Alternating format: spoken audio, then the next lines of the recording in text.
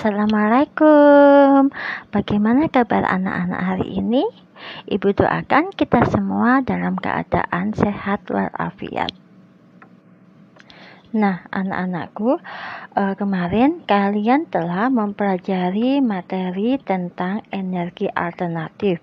Bahkan kalian telah melakukan percobaan energi alternatif dari jeruk nipis, bukan? Nah, dari percobaan ini dapat kita simpulkan ternyata jeruk nipis dapat sebagai sumber energi listrik. Buktinya lampu LED-nya menyala ya. Nah, sekarang tidak hanya jeruk nipis saja, bahkan ada beberapa yang dapat kita gunakan sebagai energi alternatif. Salah satunya adalah matahari. Nah, tahukah kalian, matahari merupakan salah satu sumber daya alam yang kekal, tidak akan pernah habis. Selain itu juga ada angin, air, udara. Nah, hari ini kita akan mempelajari memanfaatkan energi dari panas matahari atau cahaya matahari. Biasanya disebut dengan panel surya. Nah, tujuan kalian mempelajari materi ini agar kalian bisa mengetahui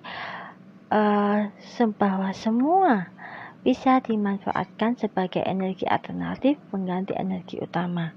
Dan kalian juga dapat mengetahui bagaimana caranya untuk menghasilkan panel surya. Ikuti materi berikut ini.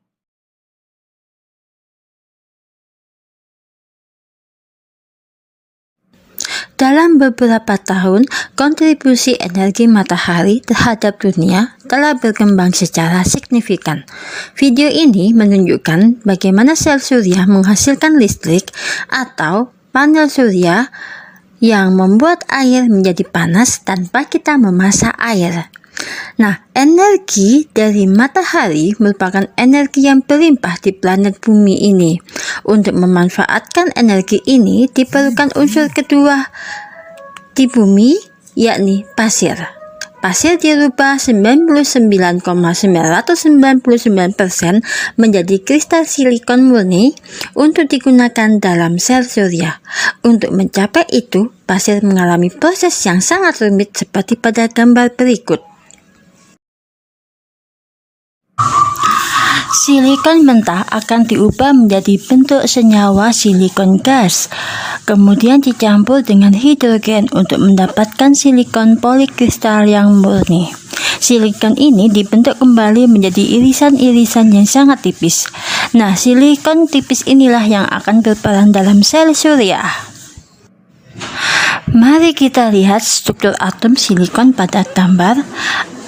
Atom fosfor ini disuntikkan dengan 5 elektron ke dalamnya. Ketika elektron mendapatkan energi yang cukup, mereka akan bergerak bebas. Nah, ketika terkena cahaya, elektron ini akan menjadi foton dan bebas bergerak secara acak. Namun, masih belum menghasilkan arus listrik.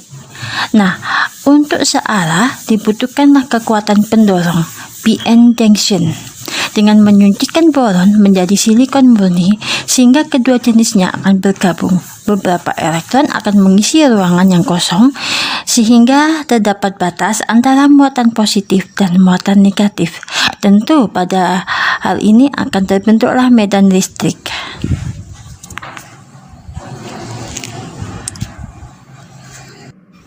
Ketika cahaya mengenai p-n junction, terjadi sesuatu hal yang menarik. Cahaya yang mengenai sel ini mampu menembus ke daerah terdalam sehingga menghasilkan elektron yang akan mendorong elektron lain sehingga terjadilah perbedaan potensial dan elektron mengalami muatan. Dengan cara ini akan terjadi arus yang searah. Dalam sel surya dapat terlihat lapisan N sangat tipis dan berat diolah, sedangkan lapisan P sangat tebal dan ringan diolah. Hal ini untuk meningkatkan kinerja sel.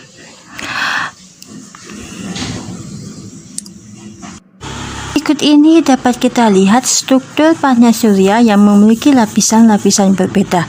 Salah satunya lapisan sel PN yang saling berhubungan satu sama lainnya dan saling bersambungan. Kemudian terdapat lapisan EVA untuk melindungi dari goncangan. Sel-sel kristal akan terbentuk. Berikut pembangkit listrik tenaga surya dan panel surya di atap rumah-rumah.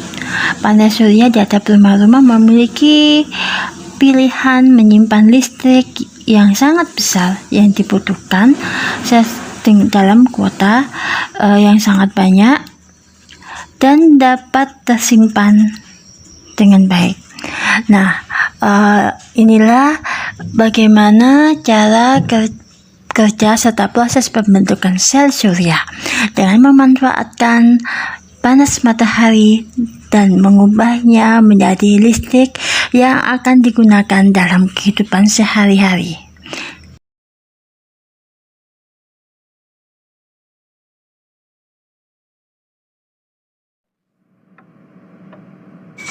Demikian materi tentang bagaimana proses pembuatan panel surya. Sangat rumit, bukan?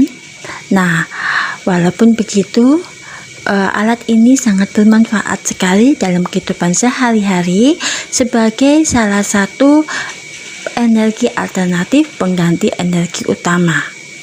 Dengan memanfaatkan panas matahari, alat ini bisa mengubah panas menjadi sebuah listrik, sehingga tidak heran banyak kita jumpai kendaraan-kendaraan yang menggunakan tenaga surya. Sampai di sini materi hari ini. Assalamualaikum warahmatullahi wabarakatuh.